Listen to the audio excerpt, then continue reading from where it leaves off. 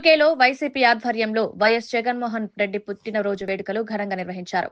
పెద్ద సంఖ్యలో వైఎస్సార్సీపీ ఎన్ఆర్ఐ నేతలు, కార్యకర్తలు హాజరయ్యారు.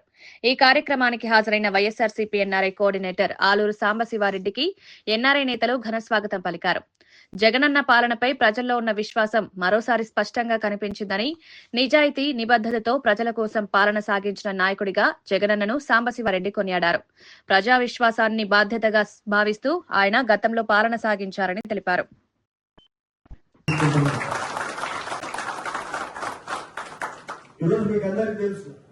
అంటే ఒక వ్యక్తిని ఇంత పెద్దగా అభిమానించే ఒక పరిస్థితిని మీరే ఒక్కసారి, అంటే ఇక్కడ దాదాపు 50 నుంచి 60 ఏళ్ళు ఉన్న వాళ్ళు కూడా ఉన్నారు.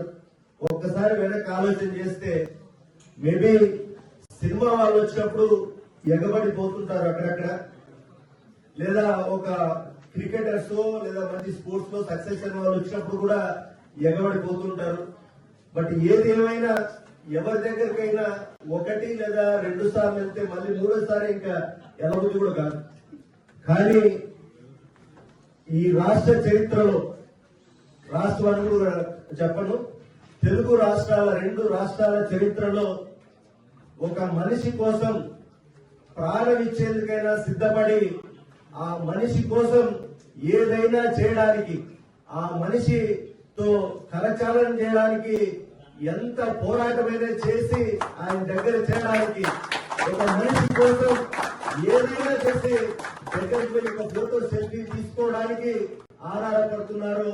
ఆ మనిషి ఈ తెలుగు రాష్ట్రాల చరిత్రలో ఉన్నది ఒకే ఒక్కడు, అది మన ప్రీత నాయకుడు జగనన్న అని చెప్పడానికి గర్వపడుతున్నారు. నేను చెప్పింది నిజమా కాదా మీరు ఒక్కసారి ఆలోచన చేయండి. ఇది కేవలం అదేదో వైఎస్ఆర్ కొడుకనో లేదా ఏదో మాస్ లీడర్ అనో అనే దానికంటే కూడా గత 2010 నుంచి, అంటే దాదాపు 15 సంవత్సరాల్లో మరి ఆయన వ్యక్తిత్వం రాజకీయాలకు అతీతంగా మరి ఈరోజు ఎవ్వరూ కూడా చేయని పనులు కావచ్చు, ఆలోచనలు కావచ్చు, ఒక వ్యక్తిత్వం కావచ్చు, ఒక రోల్ మోడల్ గా ఉన్నాడు. కాబట్టి ఈ రోజు మనందరం ఎస్పెషల్లీ తెలుగు రాష్ట్రాలకు సంబంధించిన యువత అందరూ కూడా ఆయన కోసం ఈ రకంగా పరితపించడం మనం చూస్తున్నాం. మరి ఎందుకు ఆయనంటే ఇంత పిచ్చి? ఇందాకని చెప్పాను, అంటే రాజకీయాల్లో మంచితనం అంటే ఆనెస్టీ కావచ్చు, ఒక కమిట్మెంట్ కావచ్చు, empathy for a common man కావచ్చు, ఇవన్నీ కూడా చాలా రేర్ గా వినపడే పదాలు. కానీ కేవలం ఒక జగనన్న విషయంలో మాత్రమే ఒక మనిషిలో, రాజకీయ నాయకుల్లో ఆనెస్టీ కనిపెడుతుంది. అట్లాగే ఆయన చేసే పరిపాలనలో ఒక కమిట్మెంట్ కనిపిస్తుంది. ఒక కామన్ పూర్ మ్యాన్ విషయంలో ఒక ఎంపతి కనిపిస్తుంది. చాలా మంది బయట, అంటే ఎల్లో మీడియా కావచ్చు, మిగతా వాళ్ళ సంబంధించిన నాయకులు కావచ్చు, రకరకాలుగా ప్రచారాలు చేస్తుంటారు. అంటే జగన్ అట్లా అంట, ఇట్లా అంట, ఎవరిని కలవడంట, ఎవరి మాట వినడంట, రకరకాలుగా చేస్తుంటారు. మరి ఇన్ని చెప్పినా మనం ఎందుకు ఇంత పిచ్చిగా ఆయన ప్రేమిస్తున్నాం? ఒక్కసారి ఆలోచన చేసుకుంటే జగన్ అన్నని కలిసిన వాళ్లకు మాత్రమే జగన్ అన్న ఏంటనేది తెలుస్తుంది. ఈ రోజు మీరు ఇక్కడ చాలా మంది ఈ మధ్యకాలంలో జగన్ అన్నని కలవడానికి వచ్చారు. మీ కళ్ళెదురుగానే దాదాపు 100లాది మంది జగనన్న కోసం వెయిట్ చేస్తూ జగనన్న 1 by 1 కలుస్తుంటారు. మీరు అబ్జర్వ్ చేస్తుంటారు, మీతో ఎలా మాట్లాడారో జగనన్న. ప్రతి ఒక్కరిని కూడా పేరు, తర్వాత ఏ ఊరు, ఏ కాన్స్టిట్యున్సీ అడిగి అంతా ఓకేనా, ఏమన్నా విషయం ఉందా చెప్పడానికి, ఏమన్నా విషయం ఉందా, ఏమన్నా ఉందా చెప్పడానికి అని అడిగి మరి కనీసం 300 మందిని కంటిన్యూస్ గా ఒక 4 నుంచి 5 గంటలు నిలబడి ఓపికగా ఏ ఒక్కరు కూడా డిస్సాటిస్ఫాక్షన్ తో కూడా బయటికి పోరు. ఇవి తెలియని వాళ్ళు, ఇన్ఫాక్ట్ ఈవెన్ మన పార్టీ వాళ్ళు కూడా కొంతమంది జగన్ ఇంకా బాగా కలవాలని అంటారు. నేను మాత్రం ఒక విషయం, 2011 నుంచి జగనన్నతో ట్రావెల్ చేస్తున్నా. రాజకీయాల్లో కార్యకర్తల్ని లేదా నాయకుల్ని ఇంత మందిని కలిసిన నాయకులు ఎవరైనా ఉన్నారంటే అది కేవలం జగనన్న మాత్రమే అని నేను ధైర్యంగా ఖచ్చితంగా చెప్పగలను. అట్లాగే ఏదైనా వింటాడా లేదా అనేది నాకంటే బాగా మీకు కూడా తెలిసి ఉంటది. జగనన్న ఎవరు ఏమి చెప్పినా డెఫినెట్ గా వింటాడు. కానీ లీడర్ అనేవాడు ప్రతి ఒక్కరూ చెప్పింది విని ప్రతి ఒక్కరూ చెప్పింది అదే చేయరు. ఎవరు కూడా అందరూ చెప్పింది విని ఏది కరెక్టో అదే చేస్తారు. అంతే తప్ప నేను చెప్పింది వినలేదని ప్రతి ఒక్కరూ అనుకోవడం అనేది తప్పనేది మీకు అందరికీ నేను తెలియజేస్తున్నా. ఇట్లా చెప్పుకుంటూ పోతే ఇందాక చెప్పాను హానెస్టీ గురించి. అంటే ఏదైనా మనము నిజం చెప్పాలా రాజకీయాల్లోనే.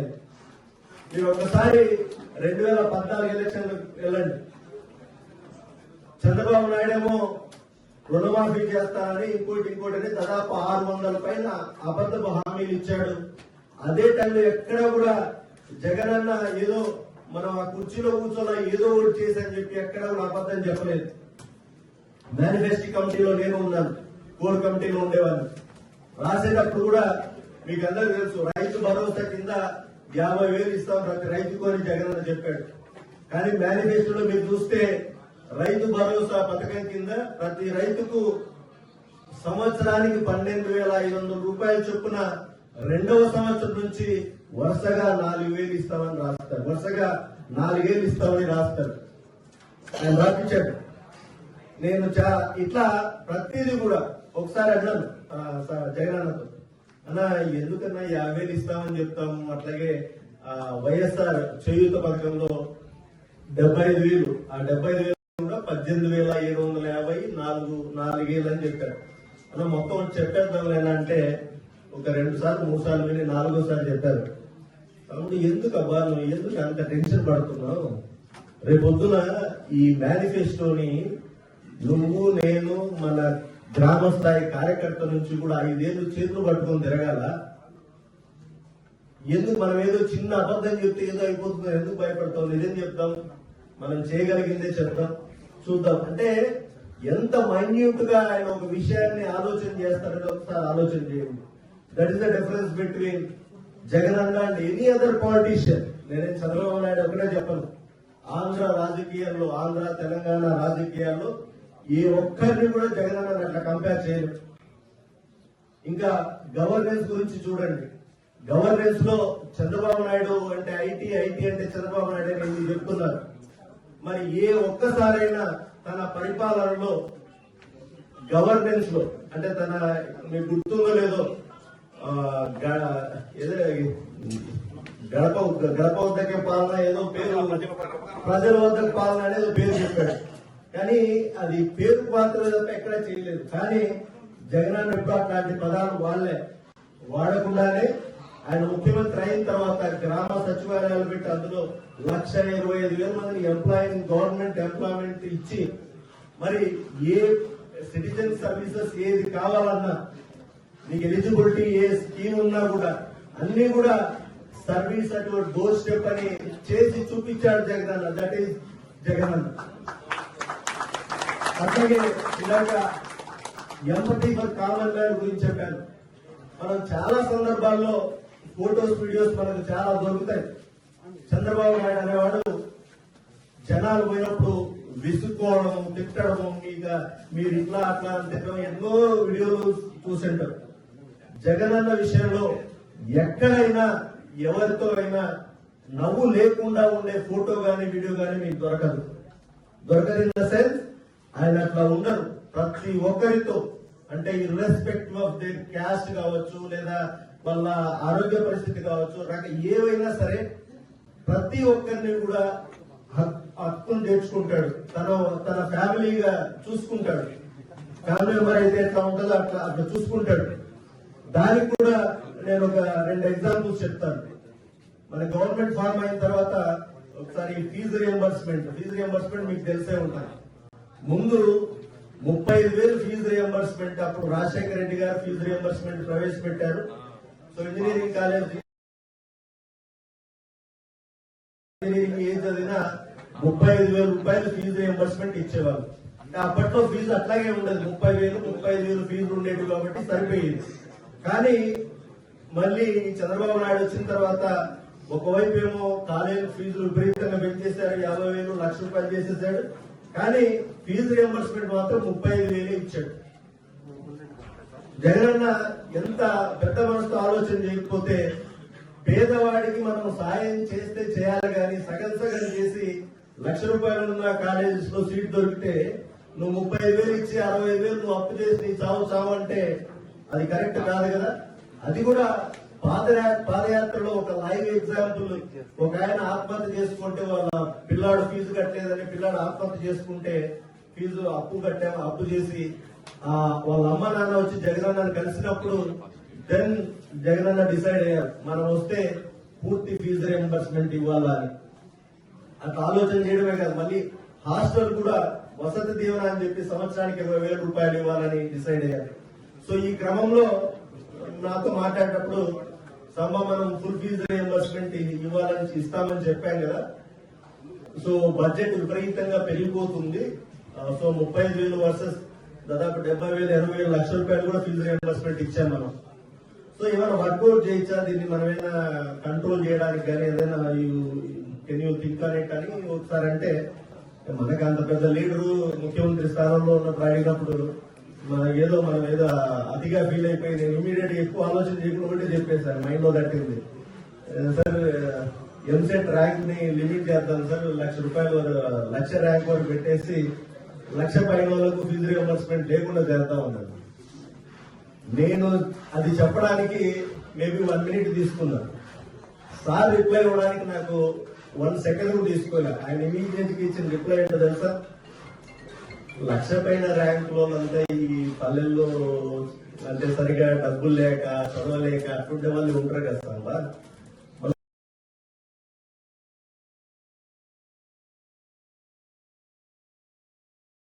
సాయం చేయాల్సింది అట్లాంటి వాళ్ళకే కదా, నువ్వు వాళ్ళకే ఉంటుంటే దేనికి అవ్వాలంటే మీకు అర్థమైందంటే ఈ రిప్లై చేయడానికి నేను 1 సెకండ్ కూడా తీసుకోలేదు. దట్స్ హౌ నువ్వు ఒక మనిషి పర్సనాలిటీ, ఆయన మైండ్ సెట్ చెప్పేది ఇందాక empathy for poor and common man అనేది. ఇట్లాంటివి ఎన్నో ఎగ్జాంపుల్స్. అంటే నేను ఈ సందర్భంగా ఉంటే ఏం చెప్తా అంటే, లైక్ మీలో చాలా మంది అంటే జగనన్నను కలవకుండా పిచ్చిగా ప్రేమించేస్తా ఉన్నారు. మేము మాలాంటి వాళ్ళము లైక్ 2011 నుంచి ఆల్మోస్ట్ 15 years అంటే కలిసి ఉండి ఇట్లాంటి 100 కొద్ది ఎగ్జాంపుల్స్ ఆయన మంచితనం చూసినప్పుడు మేమెంత పిచ్చిగా ప్రేమిస్తున్నట్టు ఒకసారి అర్థం చేసుకోండి. దట్స్ వై ఆయన అంటే అది రోజు రోజుకు ఆ పిచ్చి ప్రేమ పెరుగుతానే ఉంటుంది.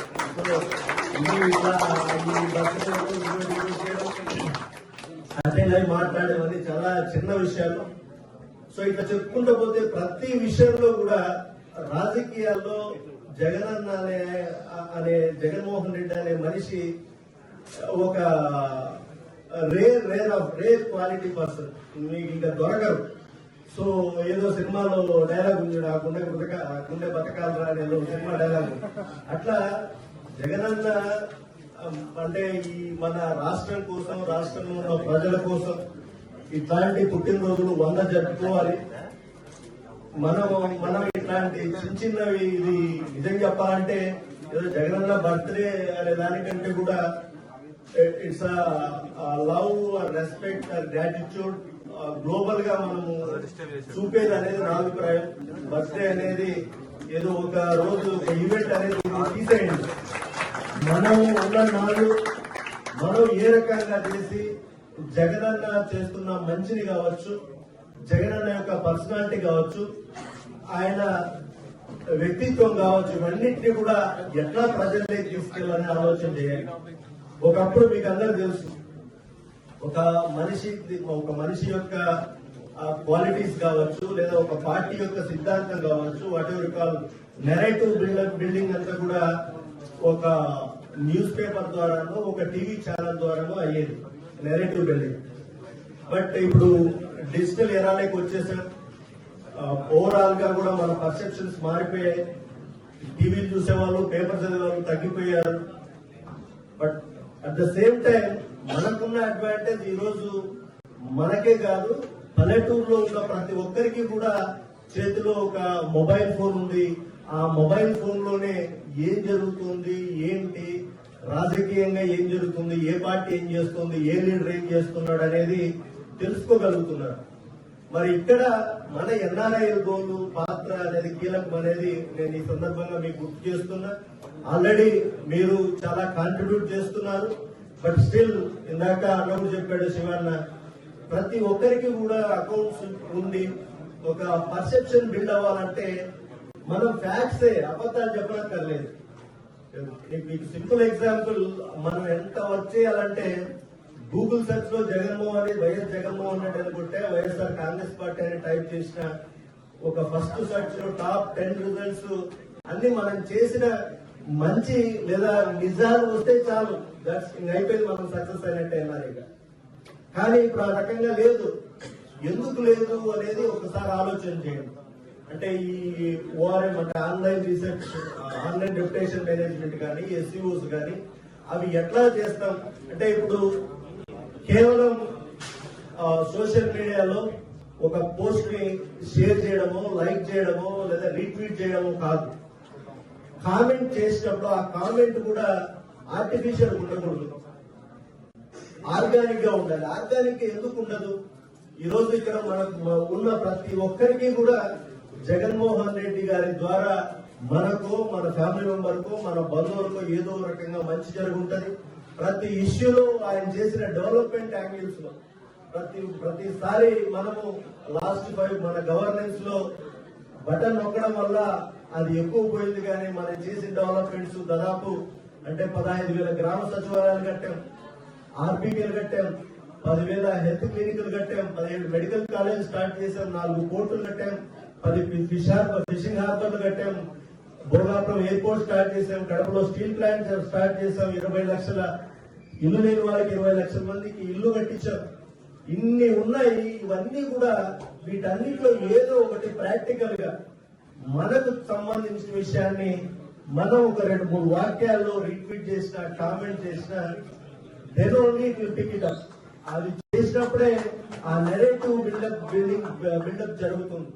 అంతేగాని మనం ఏదో అంటే డోంట్ టేక్ మీ రాంగ్ అంటే మనము ఇంకా లైక్ అంటే ఇట్లాంటి సందర్భాల్లో మనం అరవడము, గోల చేయడం ఇవన్నీ కూడా అవసరమే. But at the same time ఈ ఒక్క రోజును పక్కన పెడితే మిగతా 364 రోజులు మాత్రం కామ్ గా ఫ్యాక్ట్స్ చెప్దాం, ఫ్యాక్ట్స్ విత్ డిగ్నిటీ మంచిగా చెప్తాం. బికాజ్ వేరాదు మనమంతా చదువుకున్నాము, టెక్నాలజీ తెలుసు.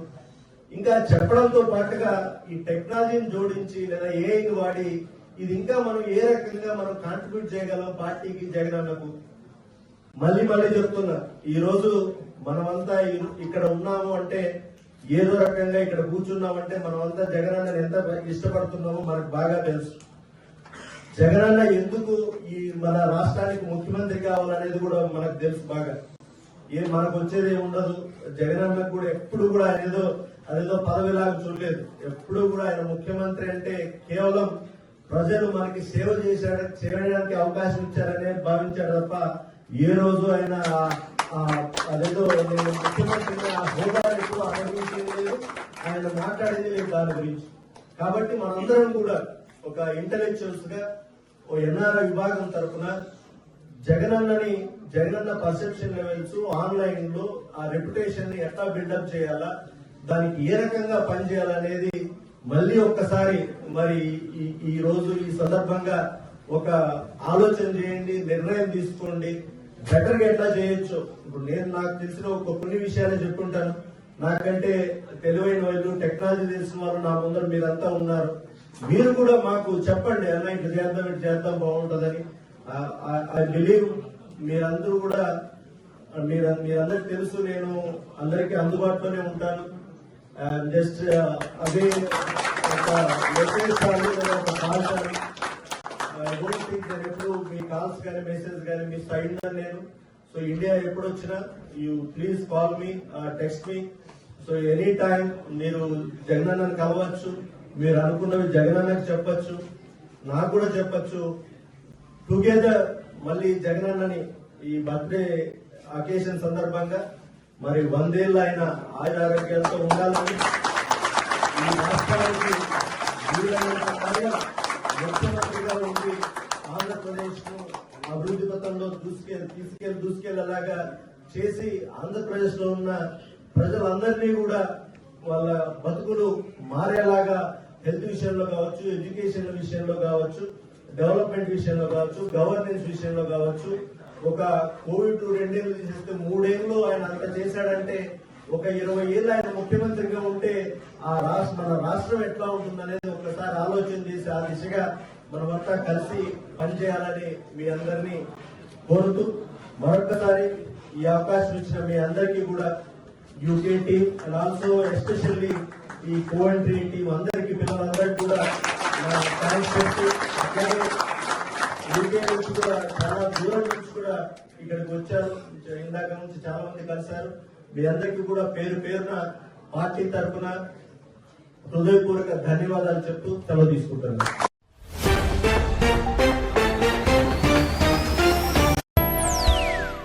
ఇవి ఇప్పటి వరకు ఉన్న bulletin updates. Keep watching STV. మేము చేసే వీడియోస్ మీకు నచ్చినట్లయితే లైక్ చేయండి. అలాగే మరిన్ని ఇంట్రెస్టింగ్ అప్డేట్స్ కోసం మా STV తెలుగు ఛానల్ ని